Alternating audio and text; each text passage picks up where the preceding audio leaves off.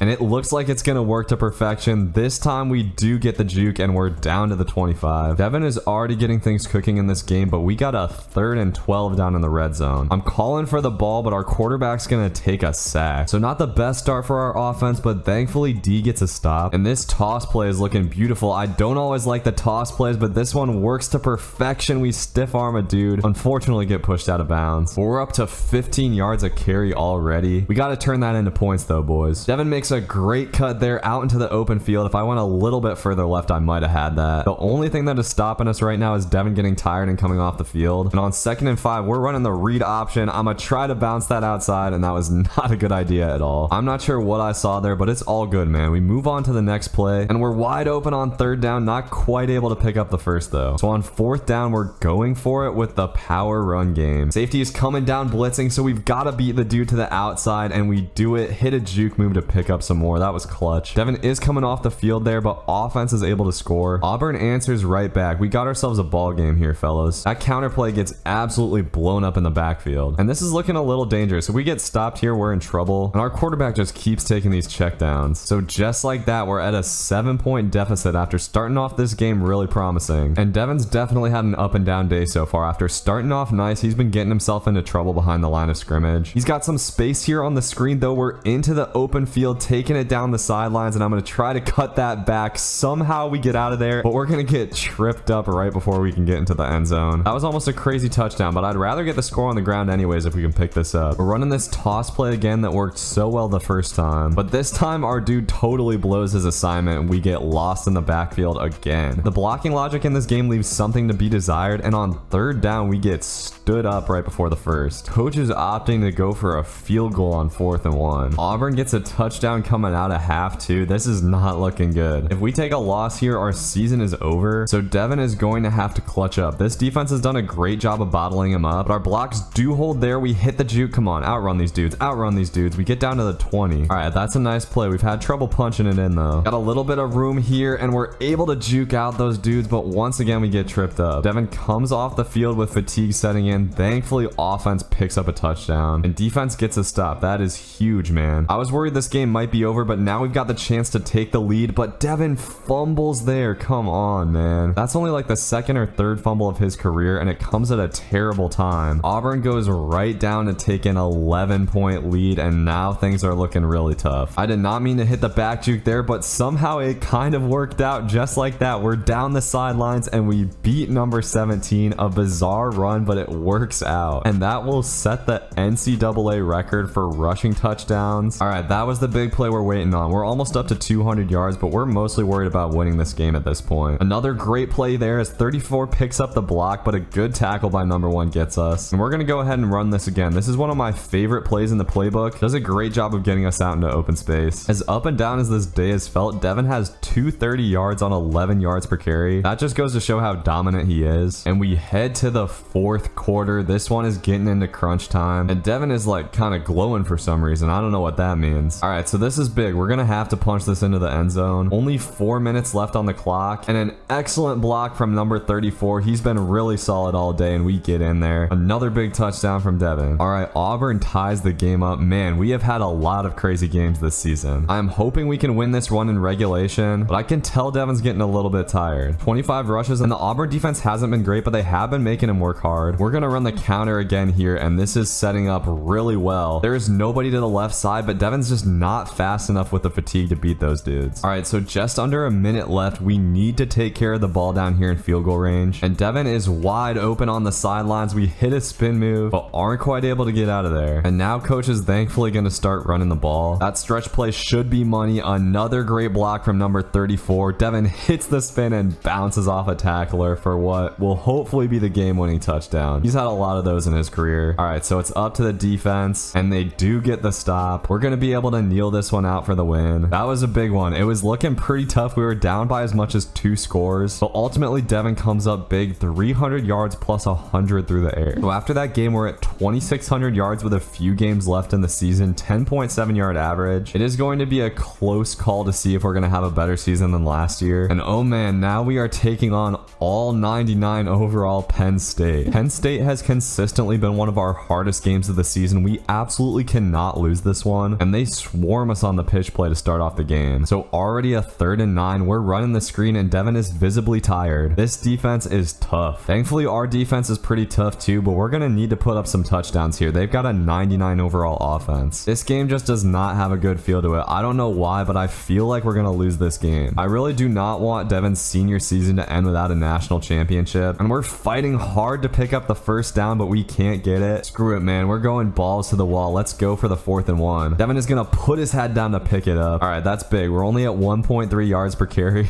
and man, they're just keying in on the run right now. I feel like coach has got to mix it up a little bit, but he is sticking with the run game. This time we're going to have a little bit of room. Devin is dog tired, but he's still able to get around the defender. Come on, man. Get down the sidelines. All right, there's our big gain. Devin's going to come off the field here. Let's see what offense can do. They get a touchdown. That is big time, man. Our quarterbacks come through big on multiple occasions with Devin off the field, and this game is going to be decided by if we can come up with big plays, because down to down they are shutting down our running game. We do have some space here on the counter. Those are the type of plays we need if we want to win. Get me out in the shotgun. The between the tackles under center run game is just not it today. All right, coach is running a halfback sweep here. We do not have numbers to the left side. I'm gonna hit that back juke, but they play it beautifully. All right, we're rocking with another screen here on 3rd down. See if we can make some magic again. This time we've got a lot more space, and we're able to get away from the big lineman, hit a spin for a little bit extra. Slowly but surely, we are driving it down the field on the Nittany Lions, and that's our offensive line's best hole of the day for sure. As much as we're struggling, we are still on pace for a 200-yard day, and I'm gonna get to the outside here. Devin is not feeling fast right now though. All right, man, we had some trouble inside the red zone last game. This game, hopefully we can be better, and we get a great block to get in there for the touchdown. Let's go, baby. Our defense is playing lockdown football against one of the best offenses in the Big Ten, and right now coach is just loving the halfback screen on 3rd down. This time they basically put a spy out there for Devin, and he gets killed. Number 5 is amped up about that one. Oh my gosh, I don't know what's gotten into coach. We're going for a 4th and 8. Our quarterback throws a dime to the other side. Let's go. I'm gonna be honest, man, this game is not going how I expected. We've got a chance to go up by 3 touchdowns here. Another absolute laser by Burkett. Bro, he is balling out. All right, let's go ahead and punch this in, do our jobs, and just like that, we're up by 3 touchdowns. I cannot believe how much defense is boxing up Penn State, bro. If we can get another score before halftime here, that would be crazy. It looks like coach is going to try to run the ball with 20 seconds left. Honestly, I love it. In most offenses, that would be conservative, but in this offense, it's how we hit a big play. Devin's gonna break that off and get down the sideline, stiff arming his way to the 40. Even a field goal here would be absolutely huge. Come on, offense. After a tough game last week, we are clicking on all cylinders. Our quarterback is throwing dimes, man. 6 seconds left. I think I'm gonna go for the touchdown here, man. Oh yeah, Devin's got tons of space. He's just got to get the ball out to us, but we get a terrible animation. We're barely able to call a timeout. That was almost bad, but thankfully we're able to get our 3. A crazy half on both sides of the ball, and defense gets a stop to start the half too. I don't know what's gotten into them. In terms of yards per carry, Devin's having one of his worst games of the season, but he got the ball 22 times in the first half, so he still has 125 rushing yards. The fatigue is getting to him a little bit. He's not looking quite as fast, but he's proven today that leaning on him, even when it's tough, is absolutely the right thing to do. To our quarterback's credit, he's been really good as well. If we can get a touchdown here, I think this game might just be over, boys. I'm really liking the left side here. Devin powers forward and gets into the end zone for another one. This team is suddenly looking like the best team in the country as we're blowing out this Penn State team. And Devin's gonna run the one-man reverse here. Our quarterback gets in the way. Okay. If defense pulls a shutdown in this game, I will never complain about them again. Our quarterback is able to get it out late to Devin there. Absolutely beautiful under pressure. I am a little bit sad that this game is probably going to bring our rushing average down, but we all know Devin is a team player, so it still feels great to beat down Penn State like this. We do have a nice 3 touchdowns on the day. I think we should eclipse our touchdown total from last season, and this looks like it could be a 4th. We try to get down the sidelines, but we're not fast enough. I'm going to go ahead and rock with this play again. This stretch play is beautiful with a fast running back because we are just going to beat everybody to the outside. We put our head down, but aren't quite able to get in, and oh, Devin is hurt, man. That's not good. It looks like he's gonna come off the field for the rest of the game, so hopefully he's okay. Looks like he's fine there coming off the field. After that win, we are up to number 2 in the rankings, only topped by Boise State, interestingly enough. All right, boys, so next up we are taking on Nebraska, aka the dead weight of the Big Ten. I guess our quarterback just decided to take the ball himself there on that first run play. Not a very good way to start it out, but we get it cooking here, hitting the juke move, and now it is a foot race down the sideline, stiff arming to the 35. I can already tell this is one of them slow defenses. I'm hunting for another 400-yard game, and after only averaging 6 yards per carry against Penn State last week, we're going to need to get those numbers up, but the Huskers actually have us to 3rd and long here. Devin is going to have to cook as we get to the outside again, but he's too tired to hit a nice juke move. I guess we went for it though, because we end up getting the touchdown. All right, man, a good start. I thought they had us stop, but we come up with 7 anyways, and that counter was almost perfect, but we get tripped up. It's painful when you have a play that you know can be a touchdown, but it ends up going nowhere. Thankfully, we're running the counter again here. This time, Devin is able to hit the juke to at least get the first down, but I feel like we need a little bit more. After I talked all that smack about Nebraska, we have to go totally crazy on them, and Devin hits a nasty cut there to get up to 100 yards in the first quarter. Now we're going back in between the tackles. We can do that too. We break another tackle, and it is time to punch it into the end zone. We got a 2nd and 10 here. I'm just gonna take that up to the middle, put our head down to make it 3rd and short, and this is a big play, probably 4 down territory, but Devin gets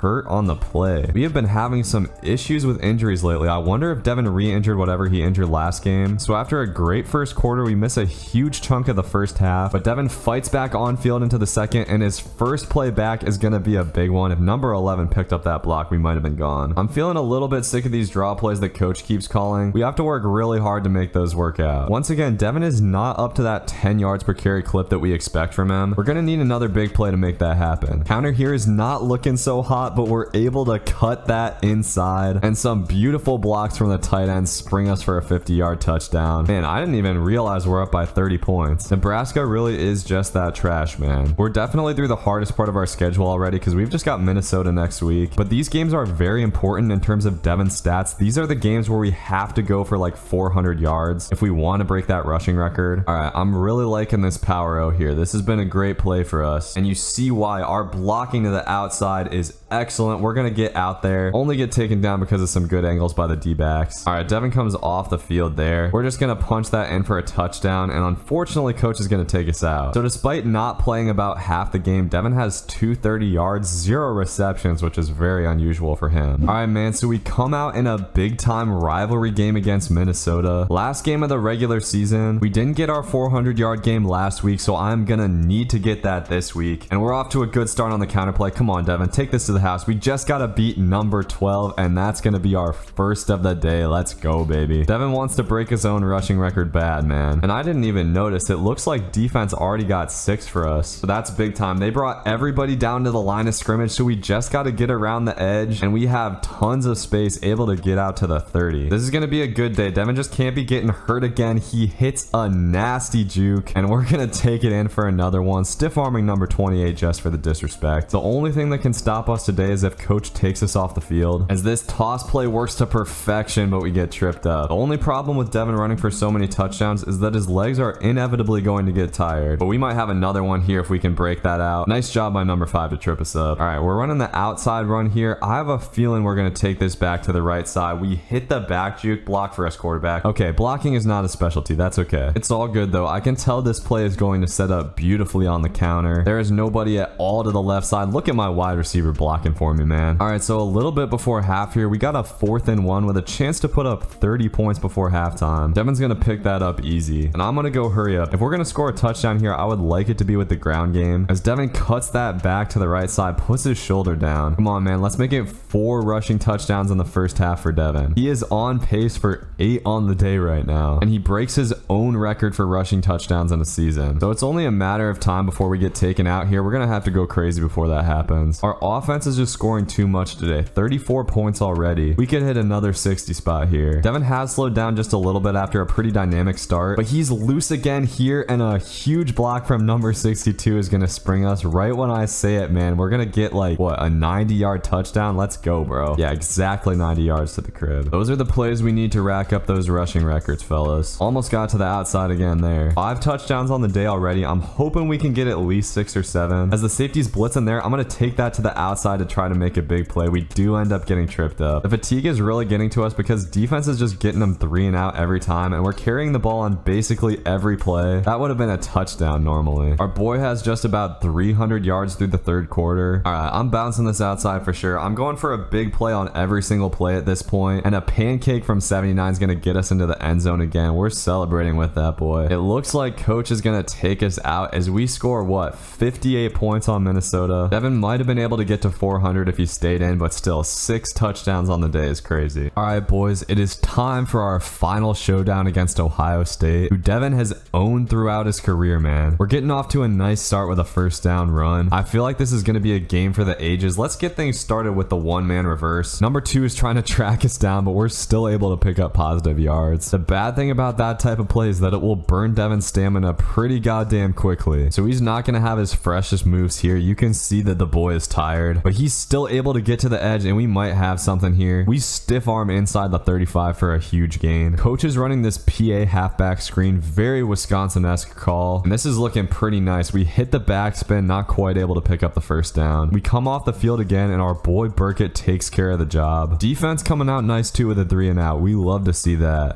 Devin has a ton of space to the outside. Come on, man. This has got to be our big touchdown. Yet another Heisman moment for number 7. You can't even say it's a Heisman moment because he's had so many of them this season. That's one of our longest touchdown runs ever, though. This game could not have gotten off to a better start. We are averaging a light 28 yards per carry, and we might add to it here, man. We get to the outside again, go down the sidelines. Number 4 is able to trip us up, but Devin is having a dominant first quarter. The boy is on pace for 600 yards rushing on the day, but we are faced with a 3rd down here. Devin is going to have to go crazy to pick this up. Burkett's not even going to look our way. Devin's not happy about that. Thankfully, our defense is having one of their best days ever, boys. We have a chance to make this a 3-score lead going into halftime, and that play is blocked beautifully, but it is crazy how an 8-yard run brings our average down. This play looks like it's going to be a touchdown, but 36 comes through with a crazy swat. So now we're going to have to pick up this 3rd and 2, and it looks like Devin can do one better than that. We've got the edge trying to get to the end zone, but not quite enough real estate. And after coming off the field for a couple of plays, Devin is faced with a 3rd and 19, but somehow Burkett is able to find Lewis for a dot. Let's go. Ohio State's able to answer with 3, but we're looking really good in this one. Devin's got some room to work on the verts play. We're going to pick up a clean 17 yards there. If we can get points before halftime, oh man. Burkett is just finding number 7 on every play right now. And we are best when we're coming out of these unbalanced formations in the pass game. Always matches us up with a slow defender, and we have tons of space here. Gonna get all the way inside the 20. And now coach is going with the run game, interestingly enough. I actually don't know if I agree with this, because we're just gonna have to use a timeout here. That is the one time I do not want us calling a run play, coach. And on that play, we're not quite able to pick up the first down. Clock is running, and I have no option to spike this ball. This might be the last play of the half, and it's gonna be short. We waste a possession. My fault for running a route short of the sticks. Now we gotta bounce back, man. Defense has given us a gem, and we gotta take advantage of it. But Devin has slowed down just a little bit here. Now he's only at 15 yards per carry. All we really gotta do is chew clock and take care of the ball, though, which is what Wisconsin football specializes at. That might be the last time you see me go between the tackles all game. Bouncing it outside is just the way to do it, man. And we get some nice blocks out there, cut it back for a big one. We actually do not need 90-yard touchdowns right now. It's better if we just pick up first downs and let the clock move. But getting another big one would be nice for Devin's Heisman hopes. After getting robbed last year, he's gonna want to have a big game in this one. And you gotta remember, Devin is also chasing after his own single season rushing record. Devin is wide open on the pass play, but Burkett sails the ball. Coaches decided to go for a 4th and 8 though. Very aggressive call. Sadly, that play is gonna go nowhere. So Ohio State finally able to get on the board with a touchdown. And this could potentially get a little bit scary here. We've got a great hole to start out this drive though. Just gotta keep picking up first downs, man. Running the counter, but the blocking breaks down. We should have gotten north a little bit quicker there. Getting behind the sticks is one thing we should not be doing in this type of game. So Devin's just gonna try to put his head down here. Throughout his career, one of Devin's biggest weaknesses is he's usually not able to truck people. As the ball hits him in the back of the head, Burkett got that out a little bit too quick. And I can't believe it. Just like that, this is a 3-point game. We are suddenly in a very dangerous position here, and our quarterback run gets us behind the sticks to start this out. Burkett's just gonna have to chuck that out of bounds. So this is an absolutely huge third down. Coach just has us blocking here, and Burkett takes the dump off. Come on, man. We have to punt it away, but thankfully, defense, who's been coming up huge all day, comes down with a pick, and that might do it. All we've got to do is pick up one first down. Devin gets to the outside, and we are gonna do just that to seal this one up. Let's go, man. After a great first half, we really got bottled up in the second half. Devin has a calm 240 yards on the day. It doesn't even feel like he's had that great of a game, honestly. But we're just getting force-fed the ball. Ohio State is out of timeouts. This is just for stats at this point. I'm actually pretty surprised coach is still running the ball. I think he knows that Devin wants to get that single season record. But these plays are breaking down for us here. So we've got one more chance to break off a big play on third down. And our fullback picks up a beautiful block. We might have a chance. We cut that back. And all we got to do is beat number 4. We're going to take that to the crib to cap this one off. And hopefully cap off our third Heisman. Devin wins 3 Big Ten championships for the Wisconsin Badgers. He never failed to win a conference championship game in his entire career, as he has almost 300 yards rushing against a tough defense. It is time for the moment of truth. Will Devin get robbed again, or will he lock down his third Heisman? This time he is going to win it in a landslide. He is of course going to win every other award possible as well. The greatest running back in NCAA history. He is just 60 yards shy of breaking his own rushing record, as we somehow topped last season.